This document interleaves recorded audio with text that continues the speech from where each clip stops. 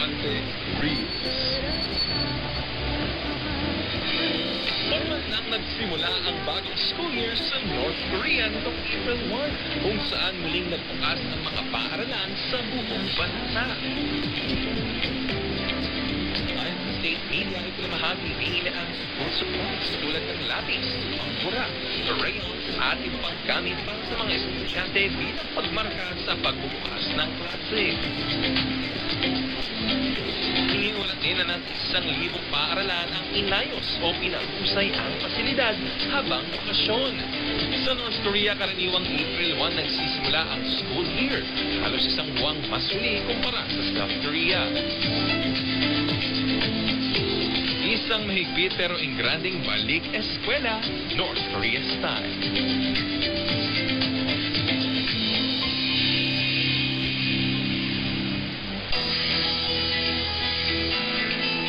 Ngayong tag-init, maraming aktibidades ang pwedeng gawin. Ngunit marami ring sakit ang pwedeng sapitin. Kapag nakaramdam ng hilo, panghihina o sobrang init ng katawan, maaaring heat exhaustion o dehydration na iyan. Magpahinga sa lilim at uminom agad ng tubig. Mag-ingat din sa dengue. Tanggalin ang mga nakatigil na tubig at panatilihing malinis ang paligid. Dahil mabilis mapanis ang pagkain sa init, bantayan din ang food poisoning. Siguraduhin malinis at ligtas ang kinakain.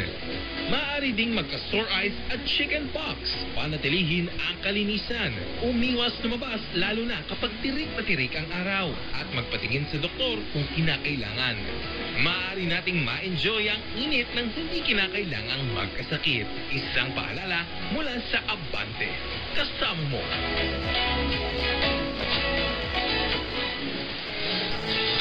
Susunod na ang Chico Live.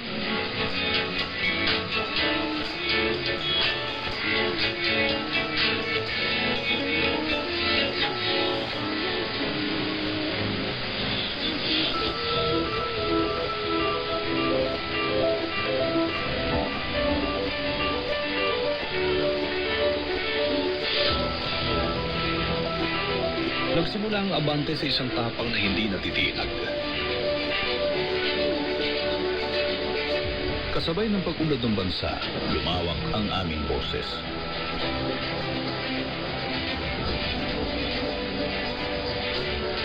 Sa bawat gabi, may balitang abot ka na.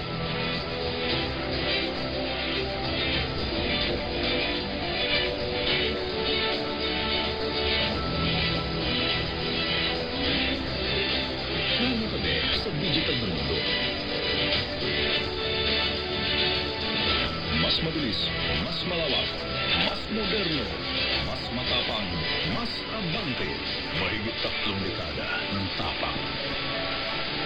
Ang mga opinyon at pananaw sa programang ito ay para sa mga host at guest lamang at hindi sumasalamin sa opinyon at pananaw ng himpilan.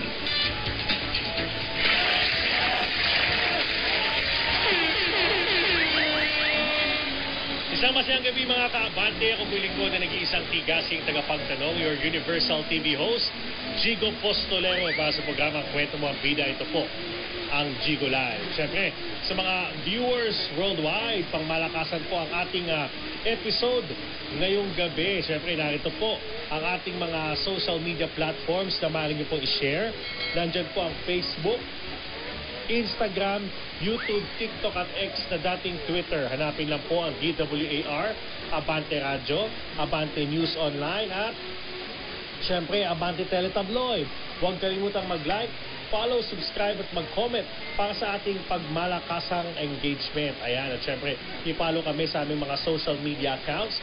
Nandyan po ang Facebook, DWAR Abante Radio, sa X na dating Twitter naman, DWAR 1494 at sa YouTube, DWAR 1494 Abante Radio. Syempre, sa bayan din kami napapanood, no, sa Sky Cable Channel 85, Converge Channel 79. Nandyan din tayo sa Blast TV, TCL Smart TV, K5 News FM. At mapapanood na rin tayo sa Samsung TV Plus. Ganun din po sa Beautiful Cable TV Incorporated, Pagadian, at Parasat Cable TV Incorporated dyan naman po sa Mindanao. Samantala, ang Abante at Billionaire News Channel ay nasa North America na.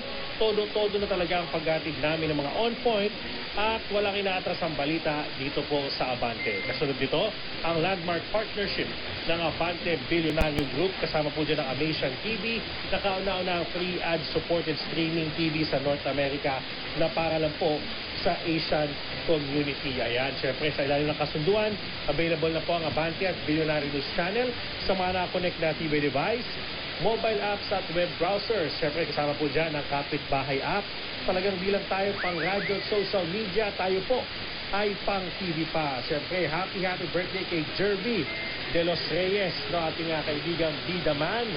Jerby De Los Reyes, si MC Jerby na sa ngayon sa mga clubs, no. Pag nakita mo si MC Jerby, good friend natin yan. Si Jerby De Los Reyes, happy birthday. At syempre, nanonood din sa atin si Direk Ella. Sabi niya, excited na kay Erwina Pearl. Ayan, oo, sa mga viewers natin worldwide. Ay, oh, yun, di ba? Sa mga... Bate!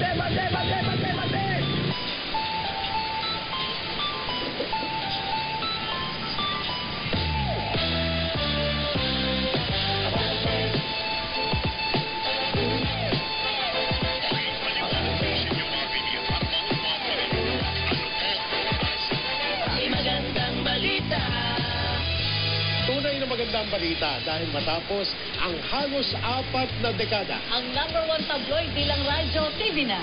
Kaya, kami pa rin Ang magiging una sa balita. Hindi lang basta balita.